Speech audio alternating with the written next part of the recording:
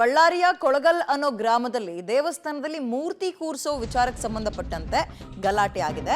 ಎರಡು ಸಮುದಾಯಗಳ ನಡುವೆ ನಡೆದಿರುವಂತಹ ಗಲಾಟೆ ಕಲ್ಲು ತೂರಾಟದ ಹಂತಕ್ಕೆ ಹೋಗ್ಮುಟ್ಟಿದೆ. 30ಕ್ಕೂ ಹೆಚ್ಚು ಜನರಿಗೆ ಇದರಲ್ಲಿ ಕಲ್ಲೇಟು ಬಿದ್ದಿದ್ದು ಗಾಯಗಳಾಗಿದೆ. ಬರೀ ಸಮುದಾಯದ ಜನರಿಗೆ ಮಾತ್ರ ಅಲ್ಲ, ಪಾಪ ಅಲ್ಲಿದ್ದ PSI ಸಂತೋಷ್ ಡಬ್ಬಿನ್ ಅಂತ ಅವ್ರ ತಲೆಗೆ ಗಾಯ ಆಗಿದೆ. CPI ಸತೀಶ್ ಸೇರಿದಂತೆ ಒಟ್ಟು 3 ಪೊಲೀಸರಿಗೆ ಗಾಯ ಆಗಿದೆಯಂತೆ.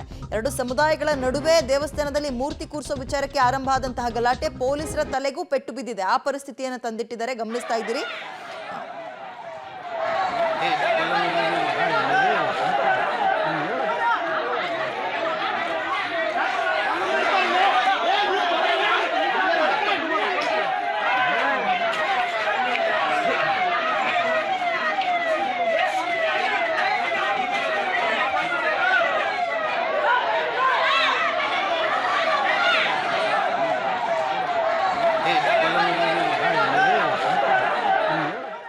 ಓಕೆ, ಹೆಚ್ಚಿನ ಡೀಟೇಲ್ಸ್ ನಮ್ಮ ಪ್ರತಿನಿಧಿ ನವೀನ್ ನೀಡ್ತಾರೆ. ನವೀನ್, ಯಾಕೆ ಈ ಘಟನೆ ವಿಕೋಪಕ್ಕೆ ಹೋಯ್ತು? ಸದ್ಯ ಪರಿಸ್ಥಿತಿ ಹೇಗಿದೆ? ಗಾಯಾಳುಗಳ ಒಂದು ಪರಿಸ್ಥಿತಿ ಹೇಗಿದೆ ಅಂತ ಡೀಟೇಲ್ಸ್ ಕೊಡೋದಾದ್ರೆ.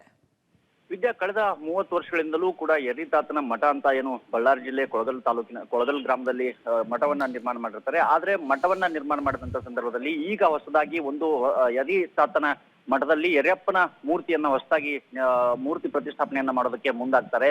ಈ ಹಿನ್ನೆಲೆಯಲ್ಲಿ ಎರಡು ಸಮುದಾಯಗಳ ಮಧ್ಯೆ ಸಾಕಷ್ಟು ವೈಮನಸ್ಸು ಕಳೆದ 1 ತಿಂಗಳಿಂದಲೂ ಕೂಡ ಈ ವಾಗ್ವಾದ ಬೂದಿ ಮುಚ್ಚದ ಕೆಂಡದಂತೆ ಇರುತ್ತೆ.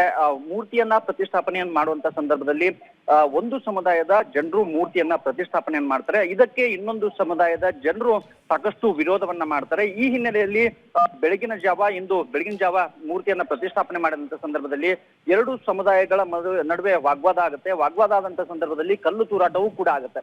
ಆ ಕಲ್ಲು ತೂರಾಟದಲ್ಲಿ 3 ಜನ ಪೊಲೀಸ್ ಅಧಿಕಾರಿಗಳಿಗೆ, ನಂತರ ಗ್ರಾಮದ 30ಕ್ಕೂ ಹೆಚ್ಚು ಜನರಿಗೆ ಗಾಯಗಳಾಗುತ್ತೆ, ಸಣ್ಣ ಪುಟ್ಟ ಗಾಯಗಳಾಗುತ್ತೆ. ಇನ್ನು 4 ಜನರಿಗೆ ಹೆಚ್ಚಿನ ರೀತಿಯಾದಂತಹ ಗಾಯಗಳಾಗುತ್ತೆ.